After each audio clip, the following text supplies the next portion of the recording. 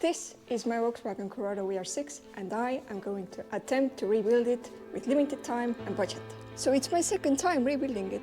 5 years back I did it and learned all of it while doing, and it took me 1 year. This time I'm going to do it in 2 months. So you might think that it's a long period of time. YouTubers do these builds in 24 hours and in weekly paces, but my only experience is this Corrado and this halfway built Volkswagen Golf Mark III Otmar Art Edition. There were only 1,000 of those. I haven't learned it from anywhere. It is just me and my persistence as I go and learn stuff.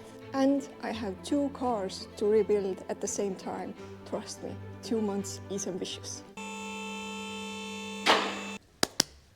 Well.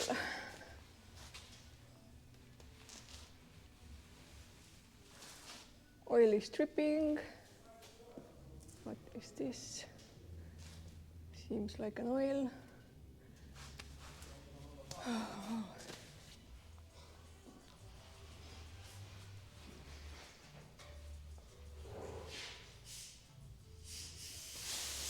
This is already better.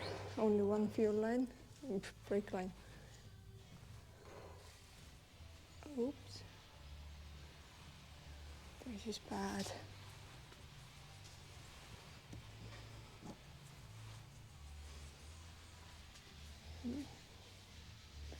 Well, most of the exhaust has to be new anyway.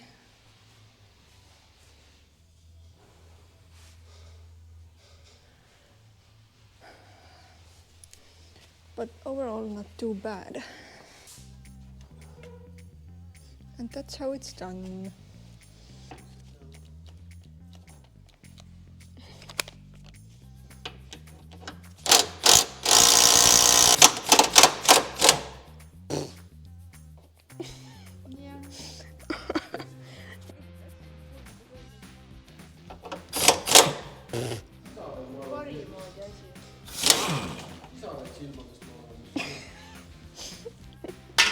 Tears from the eyes.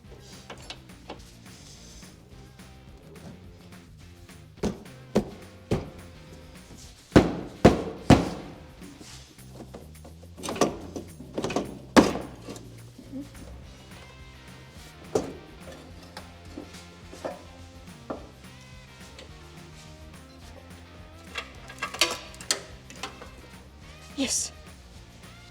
So my wheels are eating this away. Yum yum yum yum. Not ideal, and I can't get this because I think the wheel has pressed this so firmly against it. And I don't want to break those. So to get the fender out, you have to get this inner fender away. It is stuck with some kind of bolts and screws. Then the fender is attached here, and one is here, and one is behind this. Oh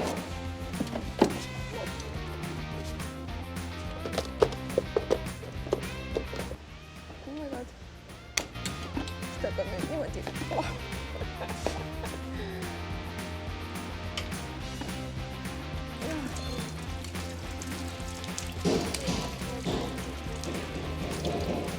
Sitä niin lähellä.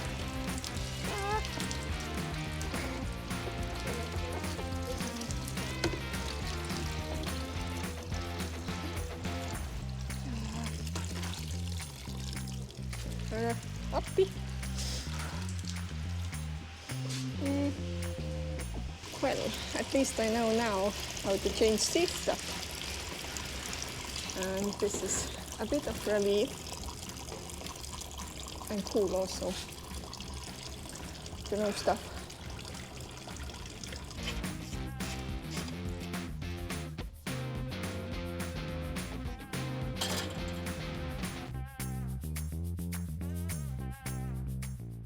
Overall, we did good, and that's day 1 of getting the engine out. It is actually a 1-day job.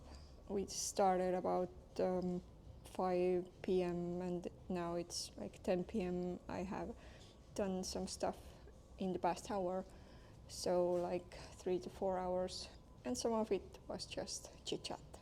But that goes with the cool rebuild, and see you tomorrow for me.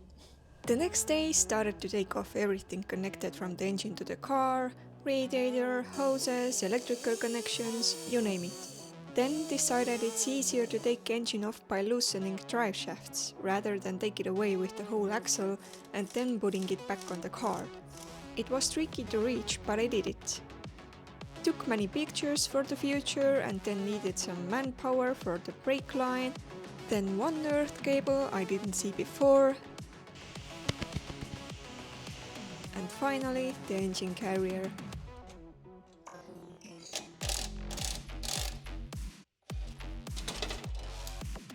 A bit of help to push it away, and done! The engine is off. So with the bumper there is these kind of things. They are in between this, and you have to take those off. Then there were like 4 bolts in here, and then you're just gonna have to press those together. Mine is already quite worn out. I should have gone home by then, but I started to do the next possible thing because at that time it seemed that there's so much to do and I need to keep doing.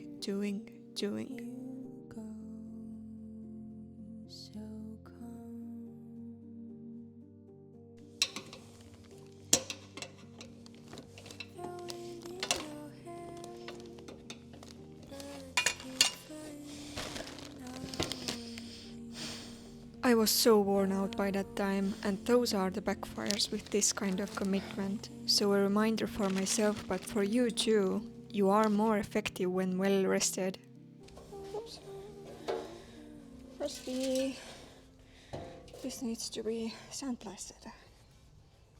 It is day 3rd, and yesterday we got the engine out. What a work! I don't want to do this again by myself.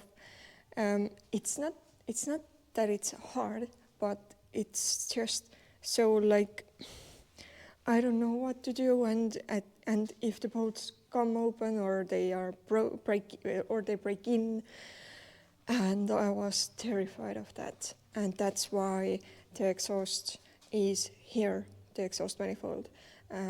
Otherwise, I, of course, would have got it open from this downpipe, but these were suspicious, and these I know I trusted more, because 5 years back one of it actually was open, so I don't actually know what I was afraid of, but the exhaust manifold bolts were easier to get open, and well, I went with that, and anyway, we had to get the engine out of this way, so it didn't really matter. But it's done. And now what? I'm gonna put the engine on the engine stand so I can deal with that, get the engine head open and see what's in it.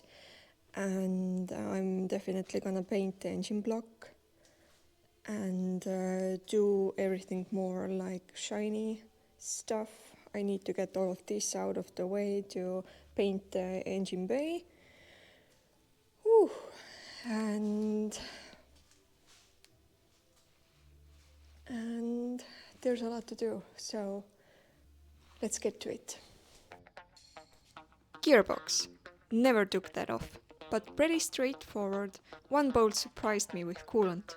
I guess that somehow it connects gearbox to engine and the coolant tunnel. Letting all the liquids out is one nasty job. They will go everywhere, but not where you need it.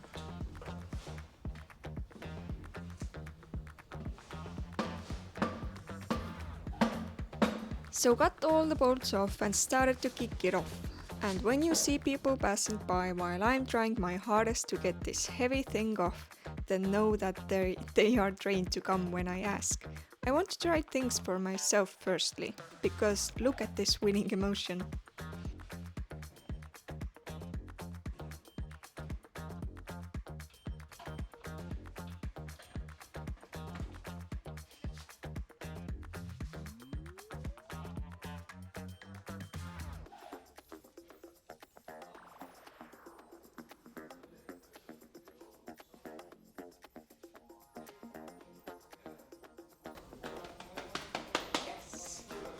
Then proceeded to take off the clutch. If suspicions are correct, then the pressure plates need changing. There's a crackling sound from that side of an engine, and when I press the clutch down, it's quiet. But I am going to change the whole clutch anyways. I am looking at it like a man who discovered fire right now. I then proceeded to take off the exhaust manifolds. You will ask, why would you do it that way? Why not take it out with the engine? Well, I did what seemed easier, and taking off the downpipe was harder to reach. So I have to get this away. This is the old brake stuff. My ABS isn't working, and I believe I know why.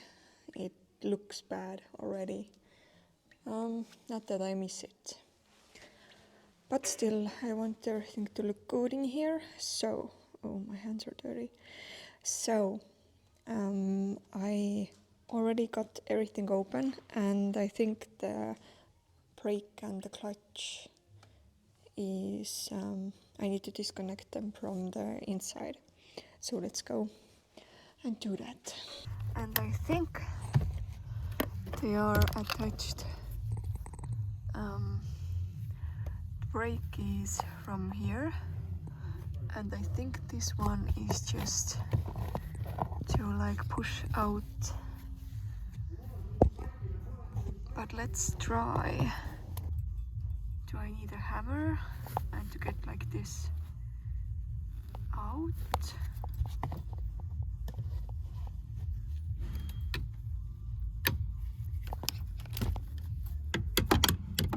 Ah. Okay, now we're getting there.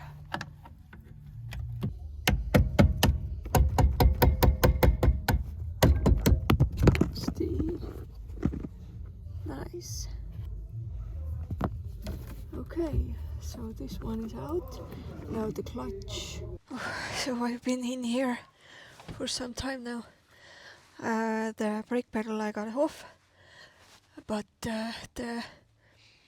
this one here, the clutch, I got it open at last, and this was it. This was between there, and if you press those clips in, and then it just jumped off. So now it should be that I can get this and the brake thing out of the way, and I can get everything out. So I have to get out of here.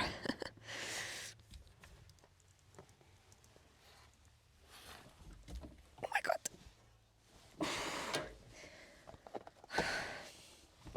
This is the inside of the car right now. I put everything in here. Now, it should just come off. But it seems very heavy stuff.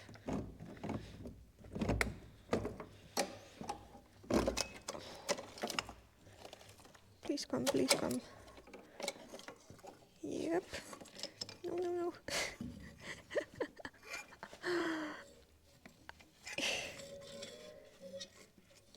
Come off, you bastard. Oh my god. It was easier on the Golf. The brake lines do seem quite alright. So I hope I do not have to bend new ones. And the good news is that there seems to be no like rusty places that I should weld it seems so, but we'll see.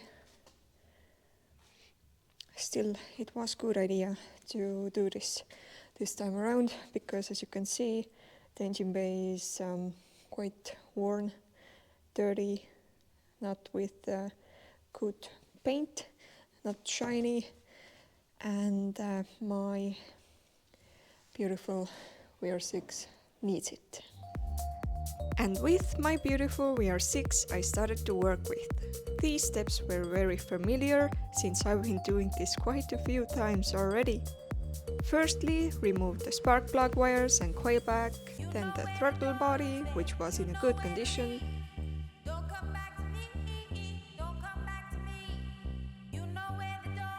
And then I removed the intake itself. I have to get it shiny again anyway. So this is the situation. I have no idea if it's good or not. I don't have the slightest idea. Okay, but let's get the cylinder head open and see what's inside. And I did that on a Women's Day. Good day to take the cylinder head off for the first time by myself, hey. I didn't quite know what to look at. Would there be any visible signs of engine gone bad? Are the camshafts okay? But it was very interesting, though I was very suspicious and scared to move on, so I took my time, undid the spark plugs, and luckily so. So I am just waiting now, because apparently there is a strict sequence of taking these bolts off, and luckily someone told me that before I managed to mess things up. So I'm waiting the instructions and then I'm gonna continue. So I am not going to change these cams and the chain and all of this stuff, I hope, because they only have about 6,000 kilometers on them, so there's no point or need. So I came here to eat some lunch and look at the Humble Mechanic video about how to remove the VR6 cylinder head. It seems very specific.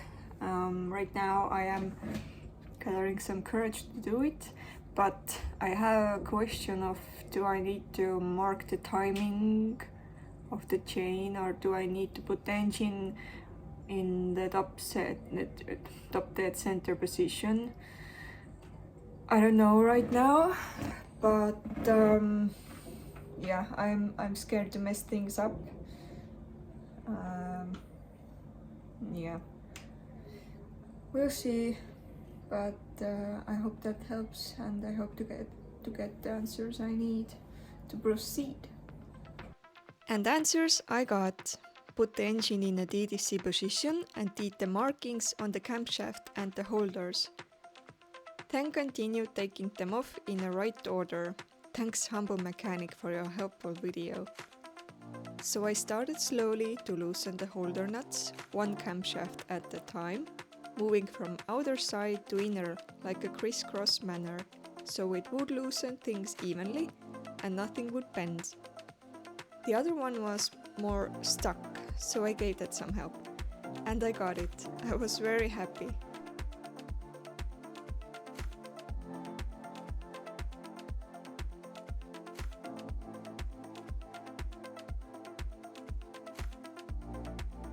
And happy Women's Day to all the girls giving a go on their cars.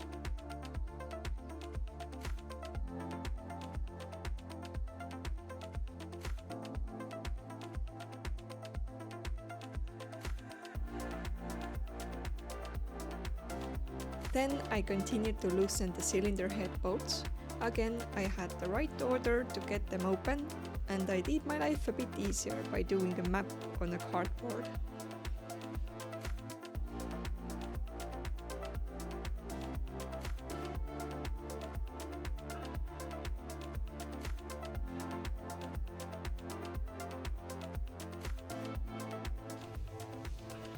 Okay, so apparently you have to take the tensioner off of the belt, and I think that's about it.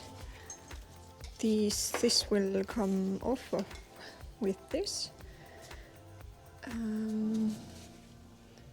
but this should be about it. these two.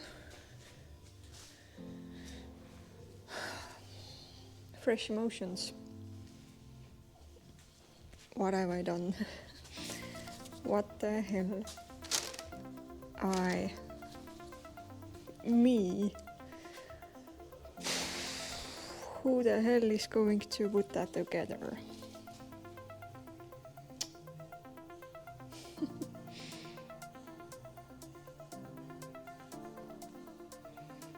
But kind of proud, but don't want to do this again. I think the mechanical stuff isn't for me, but it's fun to know things, and I learn best by doing. And yeah, let's continue. And if this is not worth subscribing to my channel, then I don't know what is. So hit that like and subscribe button, and let's get that hair off. And off it went. The oil is from taking the cylinder head out, nothing bad there. The seal was changed 2 years ago, and as I learned, these coolant tunnels shouldn't be so full of this gooey thing. So don't know exactly why it was like that. And here's the main character. Those bites near the coolant tunnels were there before. I was said that the coolant that was used back in the day was more acidic, so no surprise, and it's nothing to be scared of when they don't reach the oil tunnels, and they don't. So, what a day, or what a week, I have to say, because this all took me exactly 1 week. Half of it I tried to get the engine off, I tried to get the engine on the engine stand, but the engine stand was so universal that it didn't fit anything. And then I gave up. I just put the engine on the stand. And then it took me another half week to get this thing open. I never ever took it apart on my own. Luckily, I didn't have to do it this time too, because I would have screwed things up big time. So I have here the cylinder head, and I put in a diesel to here holes from there, and to see if the intake valves would leak. And I'm gonna wait till tomorrow and come back, and then I'll see if the valves are good or not, and then I'm gonna flip it around and do the other side as well. Then the cylinder head itself. So I can't take this to a surface skim, because the last time it went for that, they said that this was the last skim they could do. And so basically you could say that this cylinder head has lived its life, probably. But still I am interested if the head itself is alright or bent, or did the overheating do something. So I think I am going to send it to the test, just to know. So this is where I'm at. A lot to do. I have like 1.5 months, so extremely ambitious, considering most of the time I just figure things out, think how to do this or that, and it takes a hell of a lot of time and effort, and so I honestly don't have idea, but I still believe I can do it. And if you want to support this build, then there's a link in the description. Thank you very much. And I think I'm gonna leave the results for the next video, so leave me a comment in the below. What do you think is wrong, or did you see something I should know about or think about? So as always, thank you for watching, like and subscribe, and see you in the next video. Bye!